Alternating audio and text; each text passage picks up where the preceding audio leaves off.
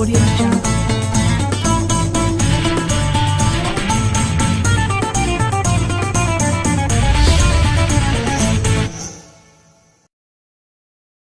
Bismillahirrahmanirrahim. Assalamualaikum warahmatullahi wabarakatuh. Alhamdulillah, salatu wassalamu ala rasulillah Sayyidina Muhammad ibn Abdillah wa ala alihi wa ashabihi wa mawala. Amma ba'du, la hamla wa la quwata illa billah. Kaum muslimin dan muslimat yang dirahmati Allah subhanahu wa ta'ala, pertama-tama mari kita bersyukur atas segala nikmat yang Allah berikan kepada kita. Mudah-mudahan rasa syukur itu senantiasa terpatri dalam kolbu kita, sehingga rasa syukur itu menjadi bagian daripada nilai-nilai yang senantiasa kita ucapkan dalam lisan kita sebagai kalimatut thayyibah, yaitu dengan salah satunya senantiasa mengucapkan hamdalah. Kolbu yang senantiasa bersyukur, lisan yang senantiasa bersyukur akan melahirkan perbuatan yang terukur, yang senantiasa bertafakkur dan bertadabbur kepada Allah subhanahu wa ta'ala dengan perbuatan-perbuatan yang bernilai luhur. Semua itu kita harapkan sebagai bagian daripada nilai rasa syukur kita kepada Allah subhanahu wa ta'ala. Salat dan salam tak lupa kita aturkan kepada junjungan kita Nabi Muhammad SAW wa ala alihi wa ashabi ajmain, dan semoga pula dilimpahkan kepada kita selaku pengikutnya yang istiqamah di jalannya, amin ya rabbal alamin. Kaum muslimin dan muslimat yang dirahmati Allah subhanahu wa ta'ala, kita hari ini berada pada bulan di antara bulan-bulan yang terbaik, dan kita juga dalam kondisi terbaik karena kita memiliki keimanan. Maka ketika kita berada dalam bulan terbaik dan kita dalam kondisi baik karena keimanan, maka yang paling penting daripada itu adalah kita mendapatkan kebaikan-kebaikan yang ada. Karena sejatinya setiap kita melalui momentum tertentu, setiap kita memasuki peristiwa tertentu, maka kemudian yang paling penting kita bisa memperoleh apa hikmah atau nilai dari apa yang kita hadapi tersebut. Maka kita berharap ketika kita mendapati bulan terbaik, yaitu bulan Ramadan, kemudian kita dalam keadaan baik karena beriman, maka kita pun bisa membawa hikmah yang kita peroleh bagaimana kita menghadapi bulan Ramadan dengan sebaik-baiknya. Kaum muslimin dan muslimat yang dirahmati Allah subhanahu wa ta'ala,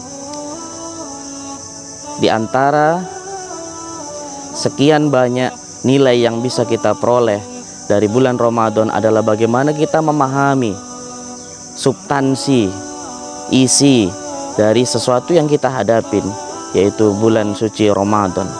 Berkenaan dengan bulan suci Ramadan, kita bisa mengambil nilai hikmah. Diantaranya adalah yang pertama, secara substansi, Ramadan itu mendekatkan seorang hamba dengan Allah subhanahu wa ta'ala, yang disebut dengan hablum minallah.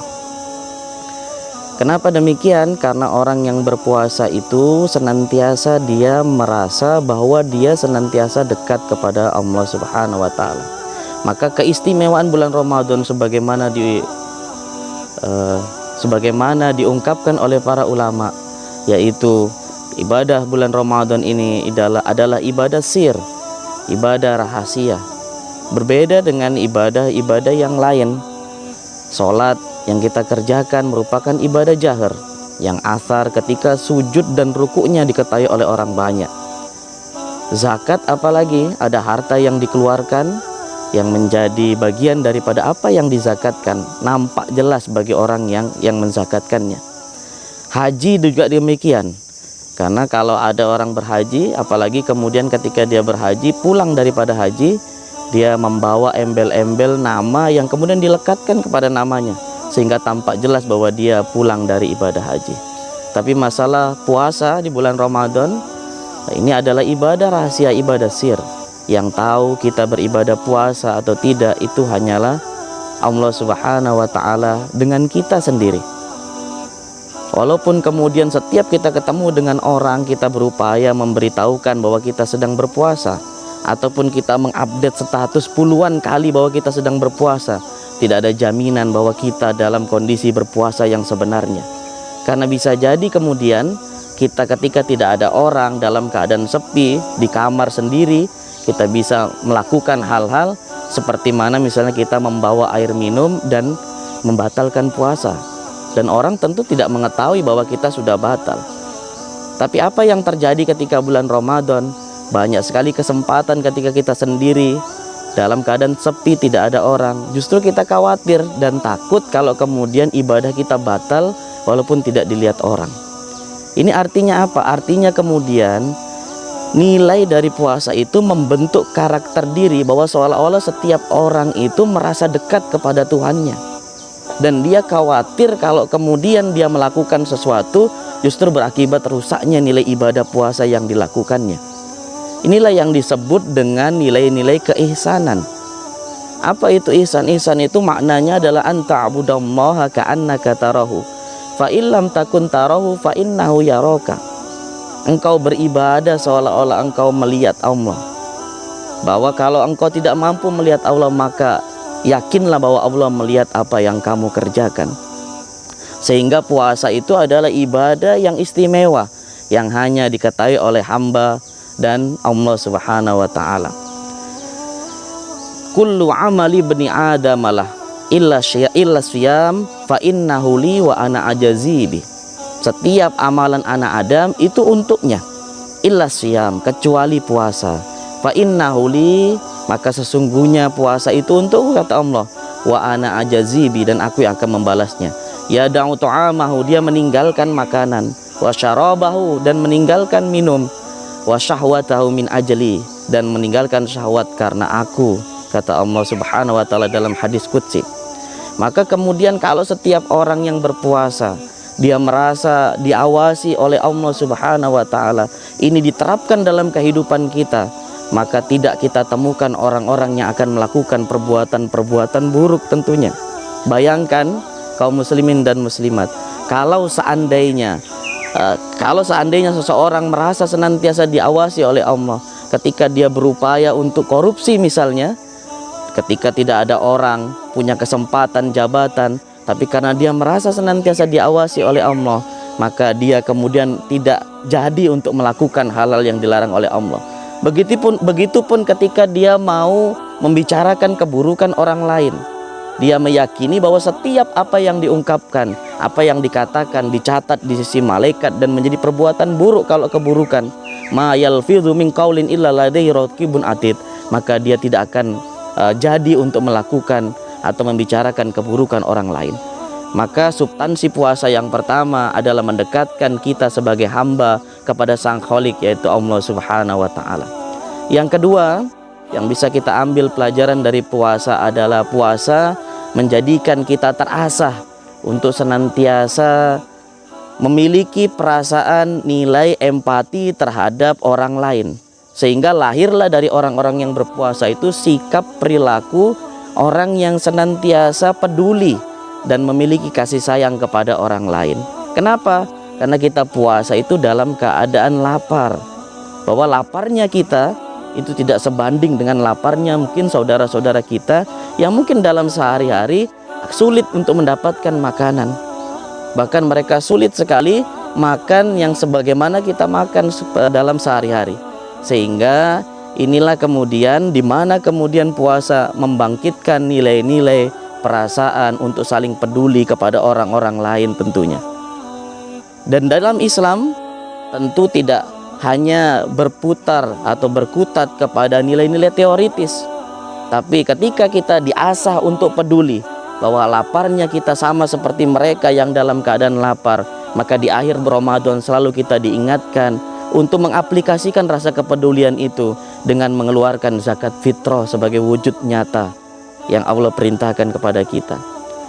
Nah, maka kemudian zakat fitrah itu fungsinya dalam suatu hadis dikatakan tuhuratal lisoim wa tu'matal lil masakin, yaitu membersihkan orang-orang yang berpuasa, wa tu'matal lil masakin, dan memberi makan orang-orang yang miskin.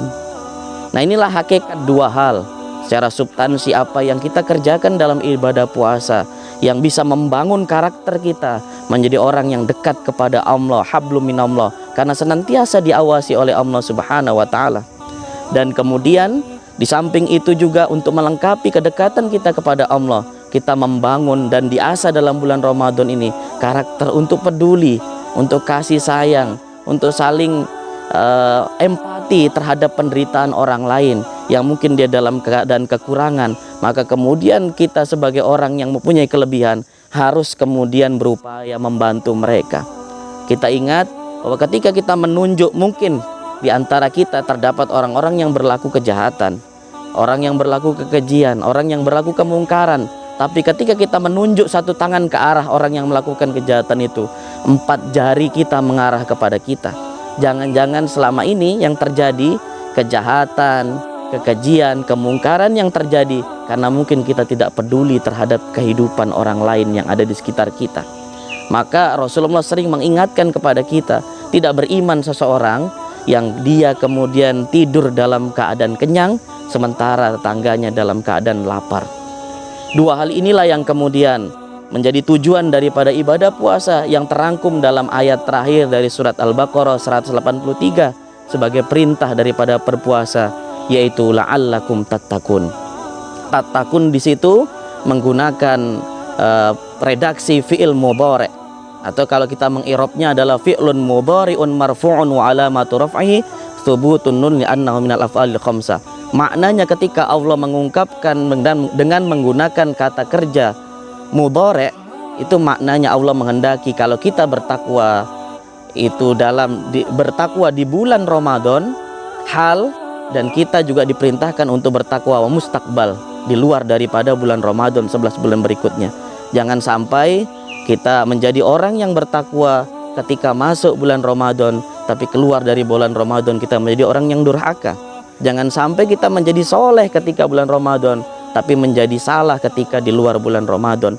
Maka ketika Allah menggunakan redaksi tattaqun, itu maknanya adalah hal wa mustaqbal. Allah menghendaki kita memiliki ketakwaan di bulan Ramadan dan 11 bulan berikutnya setelah bulan Ramadan. Bukankah Tuhan yang kita sembah di bulan Ramadan adalah Tuhan yang kita sembah juga di 11 bulan selain bulan Ramadan? Mudah-mudahan kita bisa mengambil hikmah, mengambil nilai daripada ibadah yang kita lakukan, sehingga tidak berhenti kepada nilai-nilai seremonial belaka, sehingga kita menjadi manusia paripurna yang bisa mendapatkan kebaikan tidak hanya di dalam kehidupan dunia tapi juga di akhirat kelak. Amin ya rabbal alamin.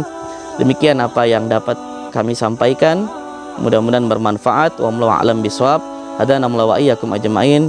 Ihdinas siratal mustaqim wallahu muwaffiq ila aqwamit thoriq. Assalamualaikum warahmatullahi wabarakatuh.